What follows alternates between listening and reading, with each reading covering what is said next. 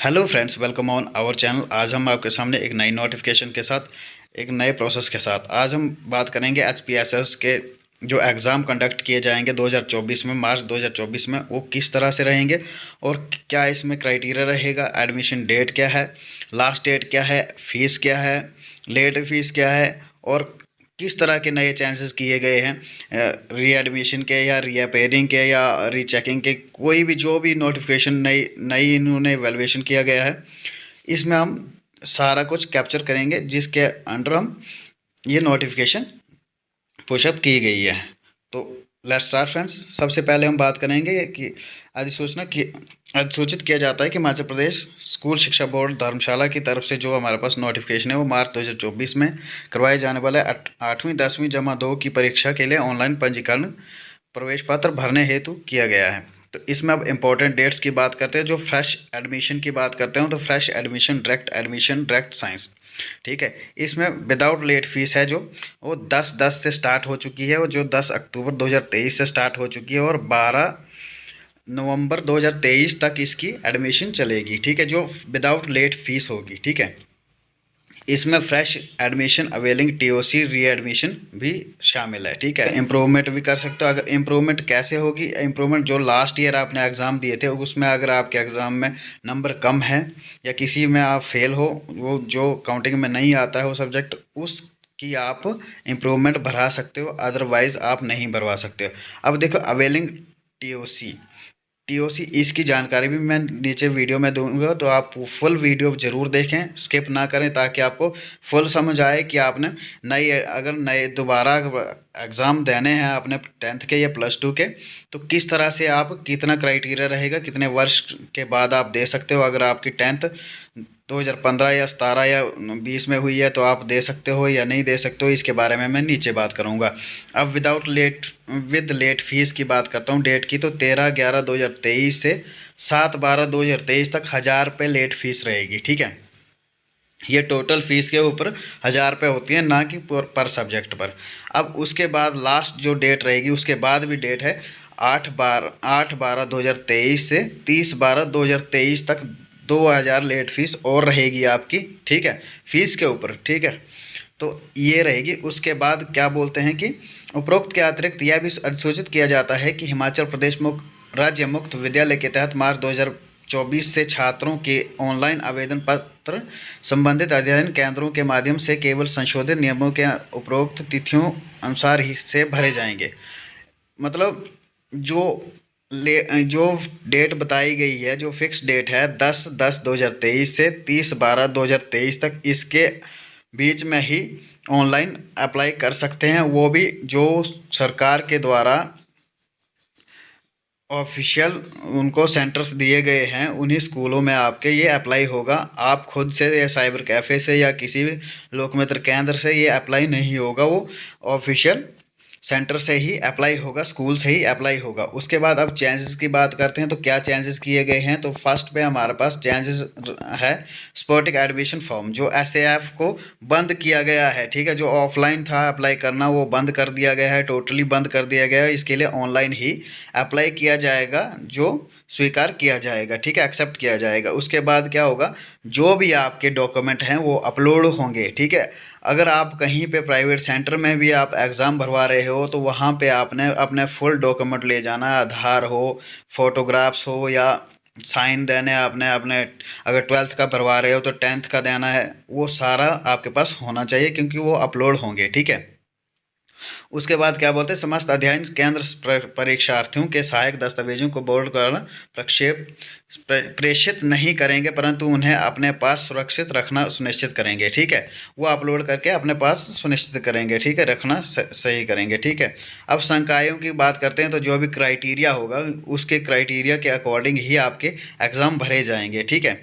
अब देखिए फिफ्थ जो है हमारे पास, हिमाचल प्रदेश राज्य मुक्त विद्यालय के तहत कक्षा 8वीं 10वीं और जमा 2 में टीओसी सुविधा केवल हिमाचल प्रदेश शिक्षा बोर्ड के पूर्व छात्रों को पिछले 5 वर्षों से ही दिया जाएगा। अब देखिए सबसे इम्पोर्टेंट जो हमारे पास हेडलाइन है, ये 5th नंबर की है, हिमाचल प्रदेश मुक्त विद्यालय के तहत, ठीक है, जो जिन्होंने एसओएस के थ्रू, ठीक है, 8वीं 10वीं जमा 2 टीओसी सुविधा केवल हिमाचल प्रदेश स्कूल शिक्षा बोर्ड के पूर्व छात्रों को पिछले 5 वर्षों से ही दिया जाएगा। आप समझ रहे हो, जिन्होंने आज 2023 है तो 2018, 2019, 2020, 2021, 22 जिन्होंने इन ईयर्स में 2023 में इन ईयर्स में अगर आपने 10th या 12th की है तो उसको ही टीओसी भरवाने के लिए वो एलिजिबल है, अदरवाइज़ वो एलिजिबल नहीं है। अगर 2018 से आपने या 2017 में आपने +2 या 10th की है तो आप इसके लिए एलिजिबल नहीं हो, ठीक है। अब बोलते हैं अंक सुधार की परीक्षा में आवेदन करने वाले समस्त छात्रों को लिखित विषय की परीक्षा के साथ प्रायोगिक परीक्षा देना अनिवार्य है, ठीक है। आपको रिटर्न में तो देना ही पड़ेगा, साथ में प्रैक्टिकली भी आपको देना पड़ेगा, ठीक है। उसके बाद 7वें नंबर पे आ जाता है कि एसओएस के तहत, ठीक है, 8वीं कक्षा उत्तीर्ण कर 10वीं कक्षा उत्तीर्ण कर जमा 2 कक्षा में करने आवेदन करने में कम से कम 2 साल का अंतराल होना चाहिए। अगर आपने 2023 में +2 10th की है तो आप 2024 में इसके लिए एलिजिबल नहीं हो। कई सेंटर ऐसा होता है फ़ीस के लिए आपसे फ़ीस ले लेते हैं और आपके एग्ज़ाम तो भर देते हैं लेकिन आपके एग्ज़ाम नहीं होते, कंडक्ट नहीं कर पाते हैं, ठीक है। तो इस चक्कर में नहीं पड़ना, आपके 2 साल होने ही चाहिए। 2022 में अगर आपने 10th की है तो 2024 के लिए आप एलिजिबल हो, ठीक है। इस तरह से आपको अप्लाई कर सकते हो या करवा सकते हो, ठीक है। अब 9th है जमा 2 कक्षा विज्ञान संकाय में सीधे तौर पर आवेदन करने हेतु परीक्षार्थी को हिमाचल प्रदेश स्कूल शिक्षा बोर्ड हिमाचल मुक्त किसी अन्य समक्ष बोर्ड से 10वीं कक्षा में 33% अंकों सहित पास होना अनिवार्य है, ठीक है। अब कम से कम 33% मार्क्स होने चाहिए। ऐसे छात्र जो जमा 2 कक्षा विज्ञान संकाय में सीधे तौर पर आवेदन करना चाहते हैं उन्हें 10वीं कक्षा की परीक्षा में मैथमेटिक्स स्टैंडर्ड विषय में पास होना अनिवार्य है, ठीक है। जो मैथमेटिक्स है वो होना अनिवार्य है, कंपलसरी है वो, ठीक है। स्टैंडर्ड में पास होना अनिवार्य है, ठीक है। ऐसे छात्र जिन्होंने अपनी 10वीं कक्षा किसी अन्य समकक्ष बोर्ड से पास की है और HPSOS में जमा 2 में आवेदन करना चाहते हैं उन्हें English, Hindi and mathematics standard विषय में पास होना अनिवार्य है। अब देखो कई ऐसे होते हैं जिन्होंने 10th जो है वो NIOS दिल्ली से की गई है या किसी और बोर्ड से NCT से या किसी बोर्ड CBSE से करी है, उसके बाद आप 12th के लिए अप्लाई करना चाहते हैं। लेकिन अब क्या है, इसमें कंपलसरी सब्जेक्ट हैं इंग्लिश, हिंदी और मैथमेटिक्स, ठीक है। ये 3 सब्जेक्ट मैंडेटरी हैं जो आपने किए ही होने चाहिए, पास आउट आपके होने चाहिए, ठीक है। अब 11वें नंबर पे हिमाचल प्रदेश राज्य मुक्त विद्यालय के समस्त अध्ययन केंद्रों के लिए हिमाचल प्रदेश स्कूल शिक्षा बोर्ड कार्यालय धर्मशाला में 2 दिवसीय कार्यशाला का आयोजन किया गया था, जिसमें कि हिमाचल प्रदेश राज्य मुक्त विद्यालय के तहत समस्त कक्षाओं के परीक्षार्थियों के ऑनलाइन आवेदन पत्र भरने की पूर्ण जानकारी दे दी गई है, ठीक है। अब ऑनलाइन जो है वो मैंने बता दिया था। ऑनलाइन आवेदन करने उपरांत परीक्षार्थियों के विवरण में किसी भी तरह का बदलाव करने के लिए जारी की गई HPSOS कैलेंडर अनुसार आवेदन करें, ठीक है। जो डेट्स दी गई हैं उसके अंडर ही करना पड़ेगा आपको। 17 मार्च 2024 में हिमाचल प्रदेश राज्य मुक्त विद्यालय के अंतर्गत 8वीं 10वीं +2 कक्षाओं के PCP कक्षाओं का आयोजन HPSOS कैलेंडर अनुसार किया जाएगा, ठीक है। अब इसमें क्या होगा, क्लासेस भी लगती है, लेकिन हमारे यहाँ क्या होता है क्लासेस बहुत कम कंडक्ट की जाती हैं, लेकिन अगर आप चाहते हो तो आप स्कूल में क्लासेस ले सकते हो। इसके बाद हमारे पास 14 नंबर पे आता है कि, ठीक है, हिमाचल प्रदेश मुक्त विद्यालय के तहत पंजीकरण हेतु केवल बोर्ड कार्यालय द्वारा निर्धारित परीक्षा शुल्क ही लिया जाएगा, ठीक है। आप कंफर्म कर लें कि एग्जैक्ट जो फीस है वो कितनी रहेगी, ठीक है।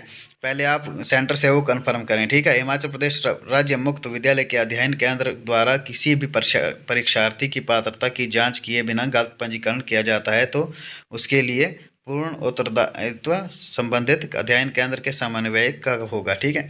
अगर आपके गलत डॉक्यूमेंट लेके कोई आपके एग्ज़ाम भरता है तो उसके लिए जिम्मेदार वो सेंटर रहेगा, ठीक है। अब रिकॉग्नाइज्ड जो भी मैंने बताया था ऊपर कि आप जो ऑफिशियल है रिकॉग्नाइज्ड इक्विवेलेंट हैं सेंटर्स वहीं से आप अप्लाई करें। ऐसा नहीं कि किसी भी साइबर कैफ़े या उससे आपको ठगे जाएं, तो आप सेंटर्स में ही जाएं, स्कूल में ही जाएं, जो प्राइवेट हैं ऑथराइज्ड हैं SOS के थ्रू उनके पास ही जाएं, ऐसे ना जाएं।